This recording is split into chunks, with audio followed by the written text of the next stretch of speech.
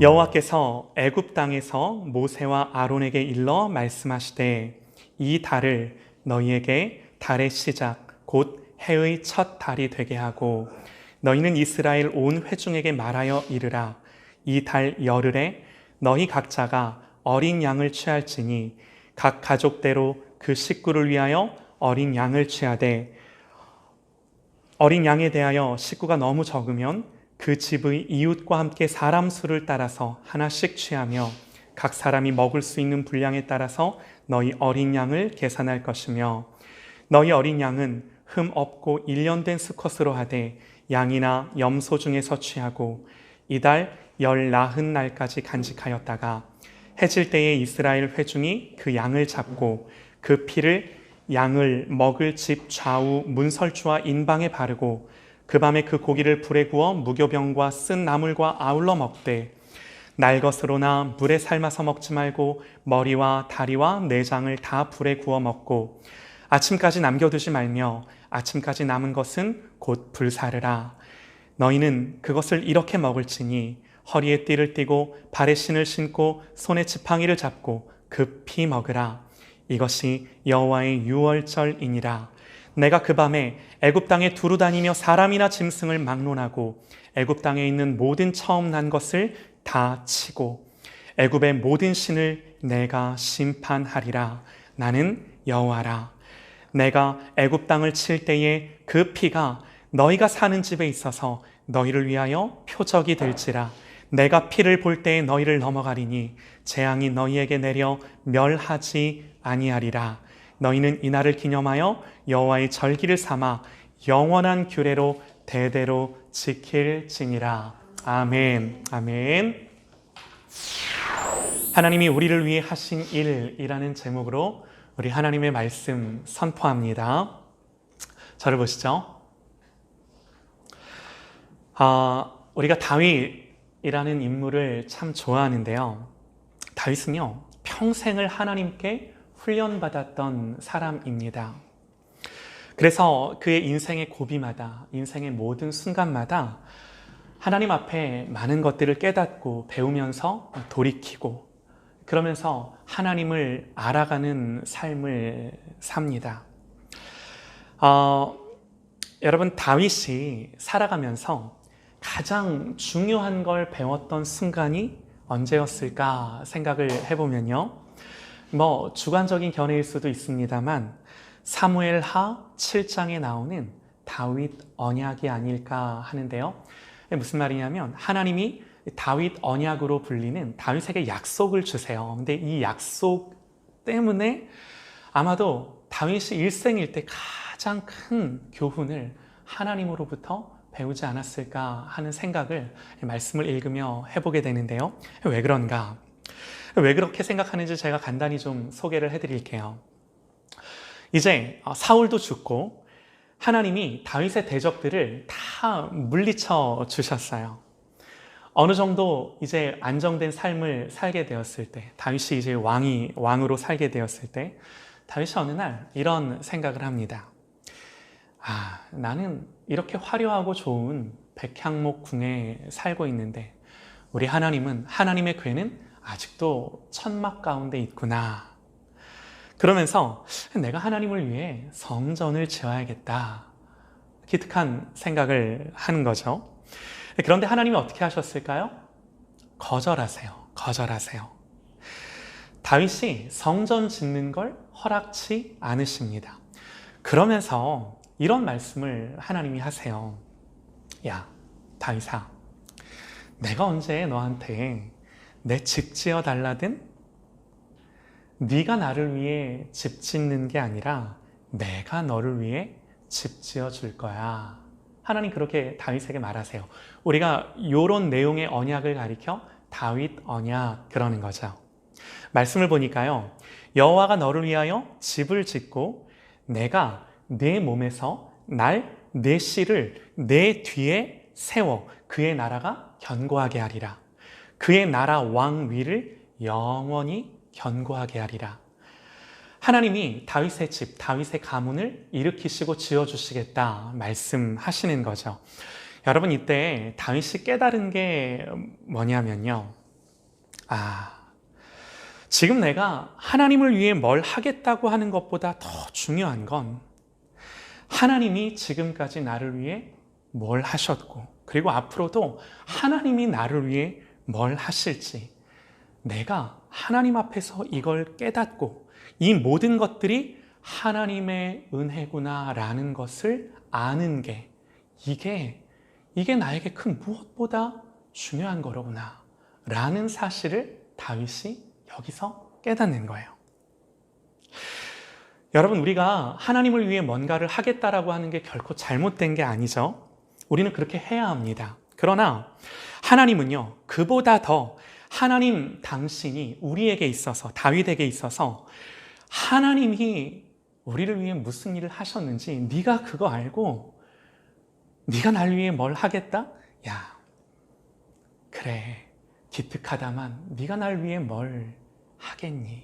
그보다 더 중요한 게 내가 널 위해 무슨 일을 했는지 너 그거 깨닫고 평생 나의 은혜가 무엇인지를 아는 자로 네가 살아야 해. 여러분, 이게 우리 하나님의 다윗을 향한, 우리를 향한 마음이신 거죠.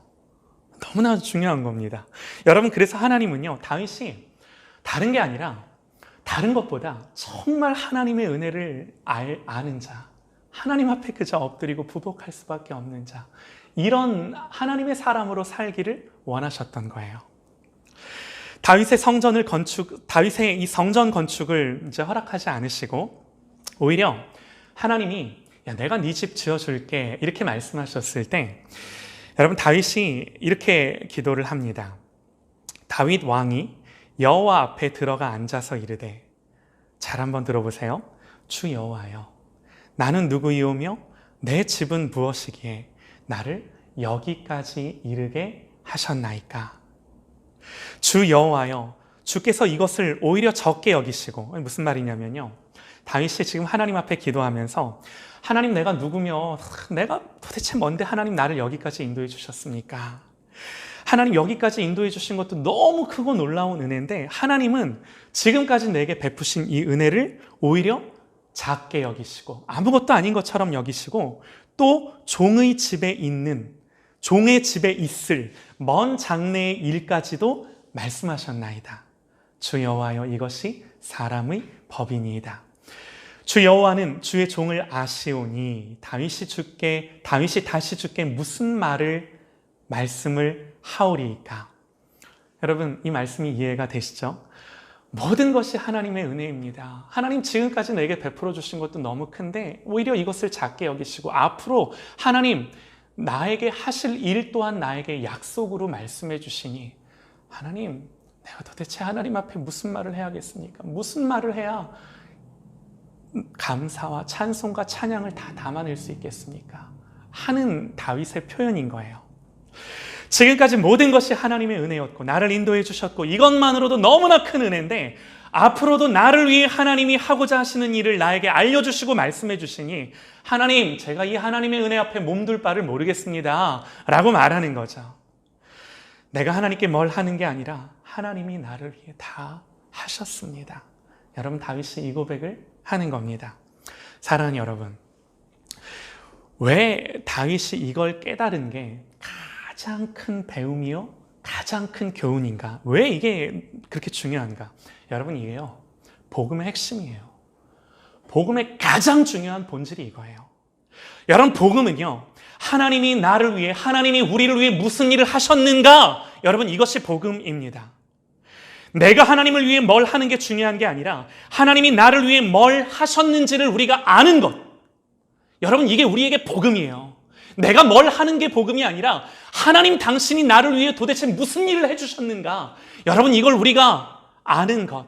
여러분, 이것만이 우리에게 기쁜 소식이 되는 거예요. 하나님이 나를 위해 하신 일. 여러분, 이게 우리에게 복음이죠. 하나님이 나를 위해 무슨 일을 하셨는지를 알고 오직 그 은혜를 아는 자. 여러분, 우리가 인생을 살면서 가장 잘 배워야 하는 게 이 복음의 진리입니다. 이 진리입니다. 여러분, 한번 생각을 해보시죠. 하나님이 우리를 위해 무슨 일을 하셨는가? 하나님이 전능자이신, 절대자이신 그 하나님이 나를 위해 뭔가를 그분이 하셨다라면 여러분 그것은요 완전한 성취요 영원한 성취일 것입니다. 그리고 하나님이 그렇게 하신 일 때문에 여러분 나에게 어떤 결과들이 주어진다면, 나에게 어떤 변화가 주어진다면 하나님이 하신 일로 말미암아 주어지는 결과는요 여러분 절대적인 결과일 수밖에 없습니다. 여러분 하나님이 십자가에 죽으셨습니다. 하나님이 목숨을 거신 거예요. 하나님이 죽으실 수 없는 하나님이 역사 속에서 실제로 죽음을 경험하시며 죽으셨다라면 여러분 대답해 보세요. 어느 누가 이 하나님의 열심을 방해하며 여러분 여기에 어떻게 실패가 있을 수 있겠습니까? 여러분 예수 그리스도의 십자가가 하나님이 우리를 위해 하신 일이라면 여러분 이 십자가가 어떻게 부족할 수 있겠습니까? 여러분 이 십자가가 어떻게 모자랄 수 있겠습니까? 그런 게 될 수 없다라는 거예요. 그런 게. 여러분 성경은요 하나님이 우리를 위해 하신 일로 가득합니다. 우리는요 성경, 역사, 그리고 우리 개개인의 모든 인생 속에서 하나님이 나를 위해 무슨 일을 하셨는지를 반드시 알고 믿어야 합니다. 여러분 신앙생활에 있어서 가장 중요한 게 이거예요. 그래서 이걸 날마다 묵상하고 날마다 반복하여 생각하고 날마다 기억하는 거죠. 날마다 되새기는 겁니다.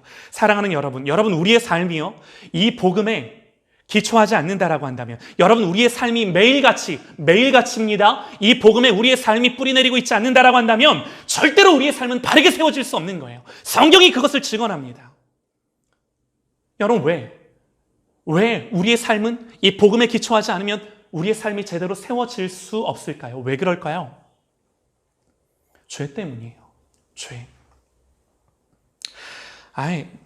목사님 당장 이 코로나가 급하고 먹고 사는 문제가 급한데 뭐 그것까지 그렇게 중요한가요? 그렇게 생각할 수도 있습니다. 그러나 여러분 우리가 조금만 더 생각을 해보실게요. 여러분 죄가 왜 문제일까요? 죄가 왜 문제일까요? 죄는 나쁜 거라서요?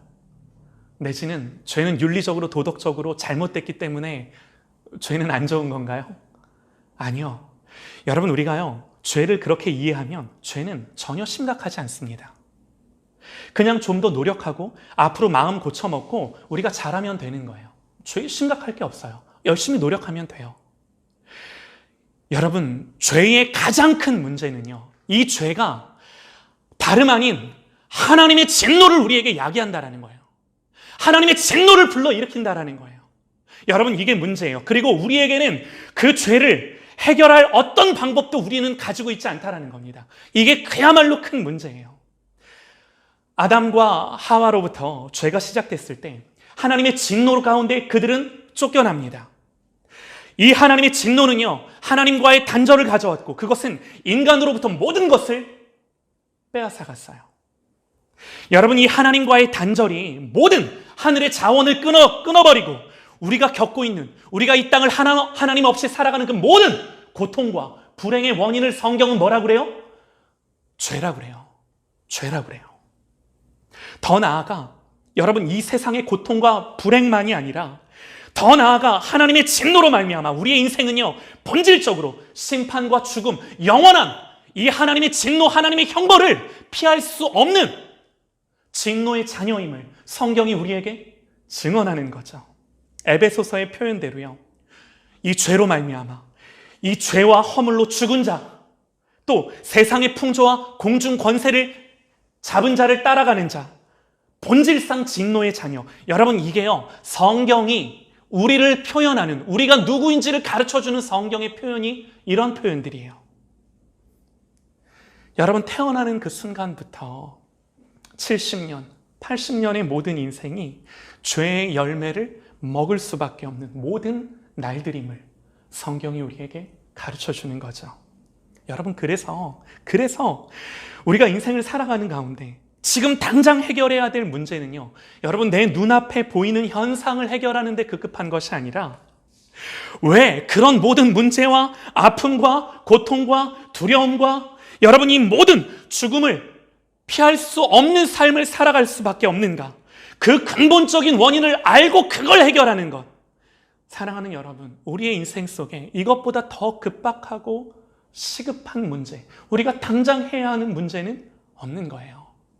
여러분, 이 죄의 문제가 해결돼야 하나님과 단절된 그 모든 관계가 다시금 연결되어져서 하나님이 처음 우리를 빚으셨던 그 창조의 모습대로 우리가 온전케 회복되어져 하나님의 형상대로 살아갈 수 있는 그 사람 된다라고 성경이 우리에게 말해주는 거죠.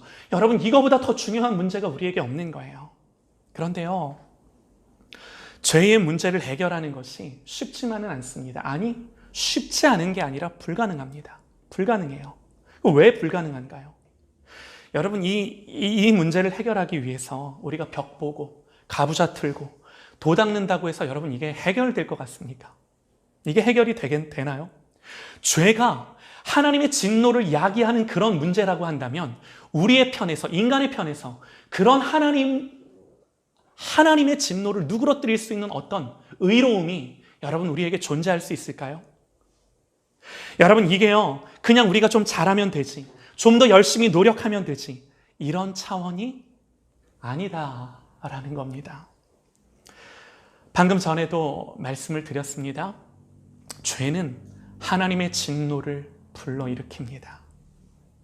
때문에 이 하나님의 진노와 심판을 우리가 어떻게 해결할 것인가?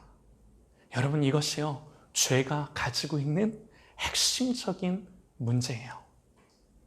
여러분, 다시 한 번 더 우리가 좀 고민을 하고 생각을 해보시죠. 인간의 입장에서 이 하나님의 진노를 어떻게 해결할 건가요? 우리의 어떤 노력이 하나님을 만족시킬 건가요? 하나님의 공의는요, 절대로 죄를 그냥은 간과하실 수 없습니다. 하나님의 공의는 절대로 그냥 죄를 지나치실 수는 없습니다. 여러분, 하나님은요, 절대로 죄인을 용서하지 않으세요. 그냥은 용서하지 않으세요. 하나님의 공의가 어떻게 죄인을 용납합니까? 그런 일은 일어나지 않아요. 죄의 싹이 뭔가요? 죄의 대가. 성경은 선언합니다. 죄는 곧 죽음이다. 죽음 외에는 여러분 이 죄값을 지불할 방법이 없는 거죠. 그러니 여러분, 우리가 어떻게 이 죄를 해결합니까? 어떻게 나의 열심과 노력과 성실함으로 이 땅을 살아간다 한들 절대로 의로우시고 공의로우신 그 하나님을 만족하며 그 하나님의 진노를 해결하겠습니까? 여러분, 우리의 편에서는, 인간의 편에서는 그 어떤 방법도 없는 거예요. 죄에 대한 형벌만 있을 뿐 인간의 편에서는 죄를 해결할 방법이 아주 없는 것입니다. 그러나 성경이 뭘 말하나요? 우리 너무나 잘 알고 있습니다. 예수님께서, 우리 주 예수 그리스도께서 나의 죄를 짊어지시고 죽으셨다, 성경은 우리에게 가르쳐 줍니다. 사랑하는 여러분, 이 복음 때문에 우리 주님이 나와는 상관이 없어요. 내 안에서 행하신 일이 아니라 내 밖에서 행하신 우리 주님의 일로 말미암아 나에게 주어진 결과가 뭔가요? 이 죄의 문제가 해결되고 사망에서 벗어나고 하나님의 자녀라 일컬음을 받게 되고, 여러분, 이게요, 내가 뭘 했는가 그런 것과는 전혀 상관이 없어요. 그냥 나에게 주어지는 결과예요. 우리는 생각하죠. 야, 이게 이래도 되나? 이게 이래도 되나 싶죠. 그러나 내가 지금까지 뭘 했는지는 전혀 중요하지 않습니다. 오직 주님이 이런 나를 위해 뭘 해주셨나? 그것만이 중요해요. 여러분, 그래서 이 복음에는 나의 의의가 없어요. 내 자랑이 없어요. 내 자랑도, 내 의의도 나도 없어요. 누구만 있어요? 주님만 있어요. 하나님만 있어요. 하나님은 우리를 하나님만 있는 그 방법으로 구원하기를 원하셨어요. 우리의 노력, 우리의 성취, 내 의의가 아니라 오직 하나님 한 분만의 의의가 나에게 주어져 그 의로 말미암아 우리가 의롭다 일컬음 받기를 원하셨어요. 그래서 하나님만 높임 받으시고 하나님만 찬송 받으시는, 여러분, 이게 뭐예요? 복음이 가르쳐주는 인간의 본분인 거예요. 이게 우리의 구원인 거예요. 여러분, 그래서 여러분, 이 복음은요, 누구든지 아무든지 이 사실을 듣고, 이 복음을 듣고 그리스도가 나를 위해 십자가에 죽으신 것을 믿는 자들은 영원한 형벌과 심판에서 영원한 생명으로 옮겨졌다고 성경은 선언합니다. 그냥 선언합니다. 우리의 조건과 우리의 형편과 우리의 상황이 어떠하든 예수께서 나를 위해 하신 그 일로 말미암아 너 하나님의 자녀야라고 우리에게 선언하는 이 기쁜 소식, 복음을 믿는 저와 여러분 되시기를 간절히 소망합니다. 할렐루야. 여러분, 이게 우리의 복음이에요. 그래서 기쁜 소식이에요. 하나님이 우리를 위해 하신 일. 성경은 선포합니다. 이 복음은 모든 믿는 자들에게 구원을 주시는 하나님의 능력이라. 이 복음은, 이 기쁜 소식은, 이 말씀은 그 말씀을 믿는 자들에게는 구원을 주시는 하나님의 능력이라. 할렐루야. 아멘입니다. 아멘입니다. 여러분, 그래서 복음은요, 복음을 믿는 믿음은요, 신뢰의 대상을 나 자신으로부터 하나님께 옮기는 것입니다. 여러분, 나는 아무것도 아님을, 나는 아무것도 자랑하지 못하고 높이지 못함을 이 복음 앞에서 내가 깨닫는 거예요. 오직 주만 계시는구나. 이거 고백하는 것이 복음입니다. 내가 과거에 행한 것, 또 앞으로 행할 것 때문이 아니라 오직 그리스도께서 나를 대신하여 행하신 그 일을 근거로 나의 존재가 결정되는 것. 여러분, 그래서 이 복음 안에서는요, 내가 병들었어도, 내가 가난해도, 내가 연약해도, 나의 조건과 형편과 상황이 어떠하든지 이 모든 것들과는 상관없이 그리스도께서 나를 위해 하신 그 일로 말미암아 내가 규정되기 때문에, 나의 존재가 결정되기 때문에, 나의 가난함, 연약함, 부족함, 나의 그 어떤 것이라도 아무런 관계가 없는 거예요. 나의 과거가 어떠하든, 나의 상처가 어떠하든 아무런 관계가 없는 거예요. 왜? 이 복음으로 말미암아 새롭게 빚어지는 피조물이라고 성경이 선언하는 거죠. 여러분, 이 능력의 복음을 붙들고 창조주께서, 하나님께서 나를 위해 하신 일을 그래서 날마다 내 마음에 새기며 그 복음을 묵상하며 그 복음을 기억하며 그 복음으로 나를 새롭게 날마다 규정하며 그 복음으로 나를 새롭게 발견하며 날마다 그 복음을 나에게 선포하며 선언하며 이 복음이 너야, 이 복음이 너를 살렸어 라는 것들을 매일같이 나에게 선포하고 선언하는 저 여러분 되시기를 간절히 소망합니다. 할렐루야. 여러분, 이거보다 더 중요한 게 없는 거예요. 날마다 복음이 나에게 선포되어져야 되는 이유인 것입니다. 오늘 우리가 읽은 성경의 본문은요, 이 복음이 뭔지를 우리에게 잘 전해줍니다. 하나님이요, 유월절에 대해 말씀을 하시는데요, 이 유월절은 한자로 넘을 유자에 넘을 월자를 씁니다. 넘고 넘는 거예요. 영어로 패스오버 그러죠? 넘어간다라는 거죠. 여러분, 뭐가 넘어간다는 걸까요? 오늘 말씀 13절입니다.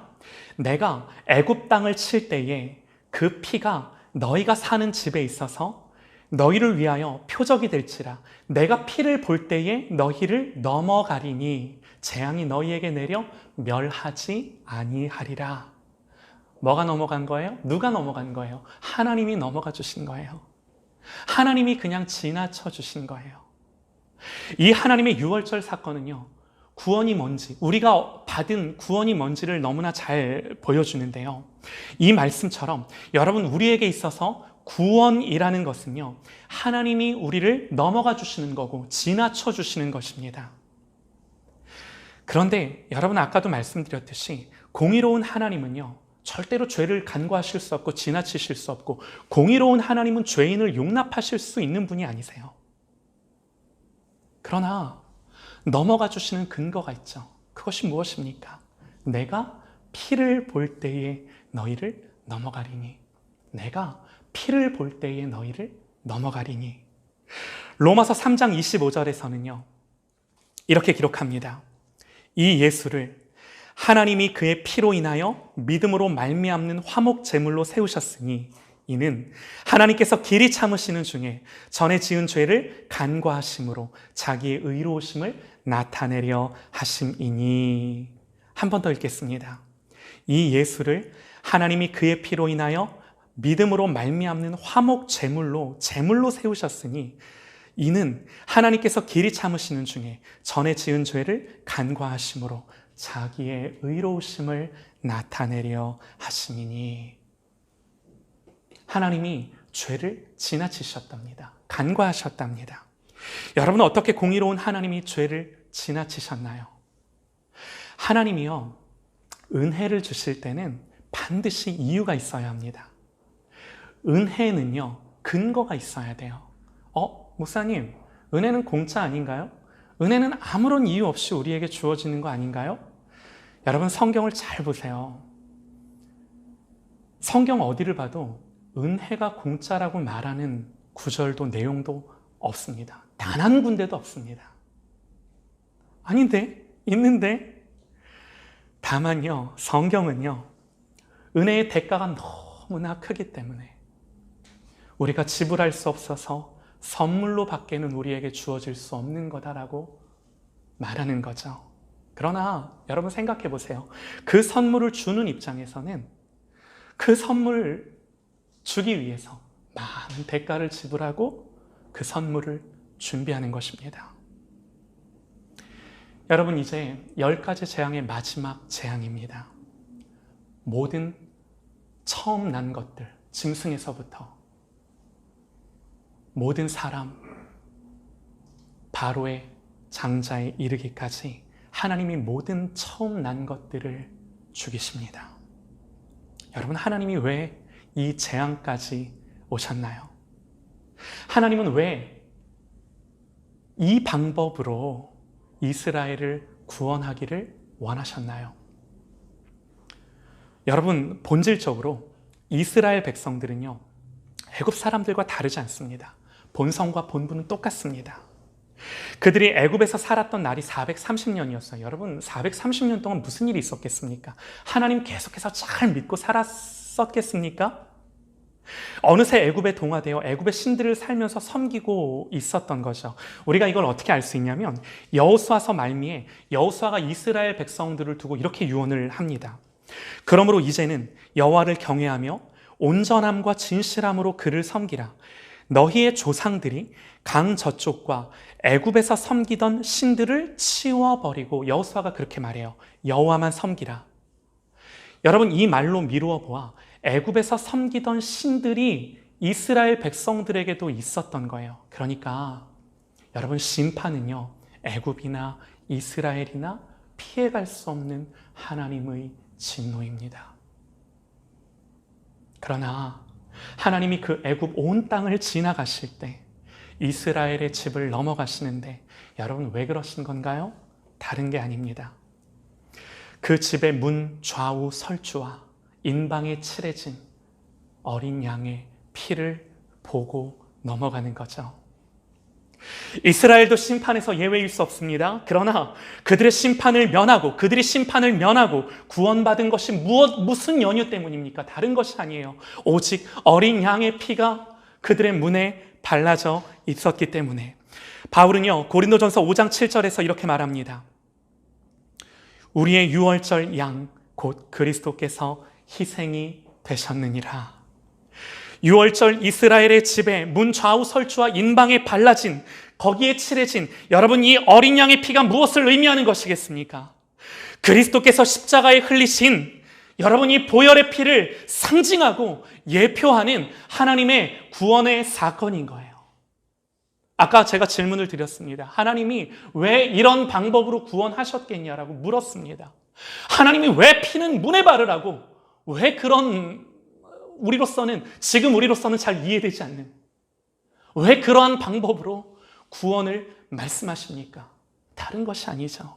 여러분, 그 어린 양의 피가 앞으로 오실 우리 주 예수 그리스도가 십자가에서 흘리실 보혈이기 때문에. 사랑하는 여러분, 어떻게 구원과 심판이 갈리나요? 혈통이 아닙니다. 신분이 아닙니다. 행위가 아닙니다. 오직 구원의 근거가 어린 양의 보혈에 있음을 오늘 성경이 선언하는 거예요. 출애굽의 본질이 무엇입니까? 출애굽할 수 있었던 이유가 무엇입니까? 다른 거 아니라 죽임당한 어린 양으로 말미암아 그들이 애굽을 나올 수 있었어요. 구원받을 수 있었어요. 여러분, 이건요, 앞으로 오실 우리 주 예수 그리스도의 십자가를 예표하고 보여주며 상징하는 사건인 것입니다. 여러분, 대답해 보셔요. 우리 예수님이 언제 십자가에 달려 죽으셨나요? 요한복음은 이렇게 기록합니다. 이 날은 유월절의 준비일이요 때는 제6시라. 빌라도가 유대인들에게 이르되 보라 너희 왕이로다. 빌라도가 예수님을 유대인들에게 넘겨줄 때 이 날은 유월절 준비일이요 그럽니다. 유월절을 준비하는 날. 여러분, 유월절을 준비하는 날이 뭐 하는 날인가요? 유월절 준비하기 위해 뭘 잡아야 되죠? 양을 잡는 날이에요. 이 날이 양을 잡는 날입니다. 여러분, 그날에 무슨 일이 있었나요? 그들이 소리 지르되 없이 하소서 없이 하소서, 그를 십자가에 못 박게 하소서. 빌라도가 이르되 내가 너희 왕을 십자가에 못 박으랴. 제사장들이 대답하되 가이사 외에는 우리의 왕이 없나이다 하니 이에 예수를 십자가에 못 박도록 그들에게 넘겨주니라. 그들이 예수를 맡음에 예수께서 자기의 십자가를 지고 해골, 히브리 말로 골고다라 하는 곳에 나가시니 그들이 거기서 예수를 십자가에 못 박을새 다른 두 사람도 그와 함께 좌우편에 못 박으니 예수는 가운데에 있더라. 저들이 대답하되 가이사 외에는 우리에게 왕이 없나이다. 여러분, 우리의 말 아닌가요? 여러분, 이것이 우리가 그 현장엔 없었더라도 지금도 우리가 이 땅을 살아가면서 여러분, 저 또한 우리 또한 우리 주님 앞에서 우리가 하는 말, 내가 왕임을, 내가 주인임을 내 스스로 생각하며 예수님을 못 박는, 그것이 저와 여러분의 모습인 거죠. 여러분, 유월절 준비일, 이 양 잡는 날 우리 주님이 죽으셨습니다. 사랑하는 여러분, 이것이 우연이겠습니까? 이것이 우연이겠습니까? 아니죠. 예언의 성취요, 구약의 모든 말씀이 이 예표의 사건이 십자가에서 이루어진 사건임을 우리가 말씀을 통해 보는 것입니다. 하나님께서 심판할 때 보시는 것은요, 여러분, 다른 것이 아니라 사람의 선행이나 자기의 의나 인격이나 성품이나 여러분, 이따위 것들을 하나님이 보시는 것이 아닙니다. 하나님이 보시는 것은 오직 어린 양의 피가 그 심령 가운데 있는가, 그 피가 문 좌우 설주와 인방에 발라져 있는가.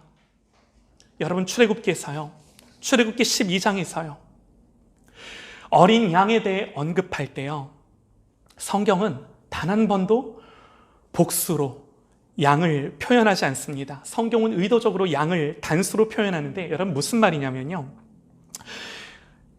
너희는 이스라엘 온 회중에게 말하여 이르되 이달 열흘에 너희 각자가 어린 양을 잡을지니. 정확히 표현하면요, 어린 양 한 마리를 잡을 수가 없어요. 이스라엘 백성들이 다 양 잡으려면 여러분, 얼마나 많은 양들이 필요했겠습니까? 그래서 정확히 표현하면 어떻게 말해야 돼요? 양들을 잡을지니 해야 맞는 거죠. 그런데 이 출애굽기 12장에 나오는 양을 잡으라고 할 때는 성경이 의도적으로 이 양을 여러 마리를 잡아야 함에도 불구하고 복수가 아니라 양을 잡으라고 단수로 표현한다라는 거예요. 여러분, 왜 그렇게 성경은 기록하고 있을까요?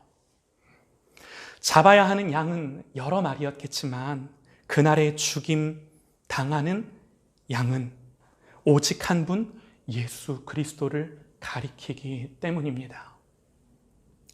여러분, 심판이요, 어린 양에게 행해졌습니다. 죽음이 어린 양에게 임했습니다. 그래서 더 이상 심판이, 사망이 그 심령을, 그 집을, 그 가정을 주관하지 못하는 거죠.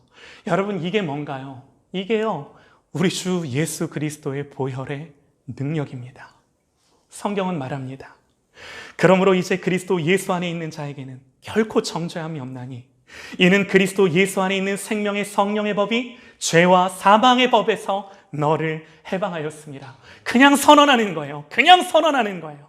성경은 말씀합니다. 그 피를, 양의 피를 집 좌우 문설주와 인방에 바르라고 성경은 명령합니다. 여러분, 왜 문에다 피를 바릅니까? 이것이 의미하는 바가 무엇입니까? 여러분, 문은요, 집 안과 밖을 구별하는 기준이 문이에요.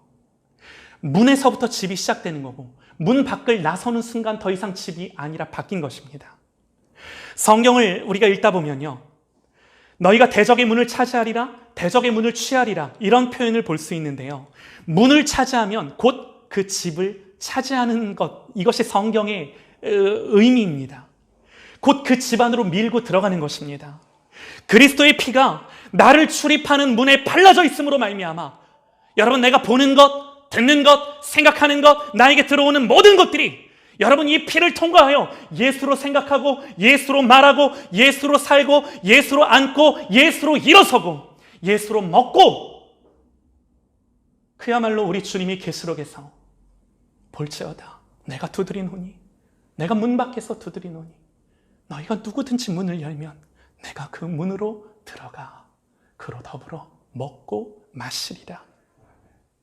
사랑하는 여러분, 이 문이 여러분 예수 그리스도에 의해 정복되어지시기를 간절히 축원합니다.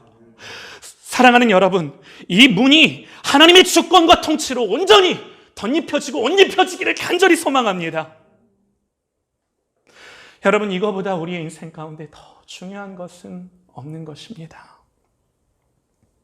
우리 이 말씀만 하고 말씀을 마칠 텐데요. 또 2절에 이 달을 너희에게 달의 시작 곧 해의 첫 달이 되게 하고 그러는데요. 이스라엘 나라의 역사는요, 이 6월절을 시작으로 새롭게 시작을 합니다. 여러분, 성경이 우리에게 선언하는 것이 무엇입니까? 그런즉 누구든지 그리스도 예수 안에 있으면 새로운 피조물이라. 이전 것은 지나갔으니 보라, 새 것이 되었도다. 여러분, 이게 복음이에요. 그냥 성경이 우리에게 선언하는 거예요. 새 것이 되는 것입니다. 새 것이 되는 것입니다. 그리스도께서 6월절 어린 양으로 오셔서 나를 대신에 십자가에 달려 죽으셨습니다. 내가 심판을 받아 피 흘리고 죽어야 할 자리에 어린 양 대신 주님이 죽으셨습니다. 우리가 천국 문에 이르렀을 때 들여보내달라고 요구할 수 있는 유일한 믿음은 다른 그 어떤 것이 아니라 그리스도께서 나를 위해 흘리신 피를 보라고 말하는 것밖에는 없는 것입니다. 하나님의 진노와 심판을 피해 숨을 곳은 오직 우리 주 예수 그리스도, 그리스도께서 나를 위해 흘리신 피밖에는 없는 것입니다. 내가 애굽 땅을 칠 때에 그 피가 너희를 거하는 집에 있어서 너희를 인하여 표적이 될지라. 내가 피를 볼 때에 너희를 넘어가리니 재앙이 너희에게 내려 멸하지 아니하리라.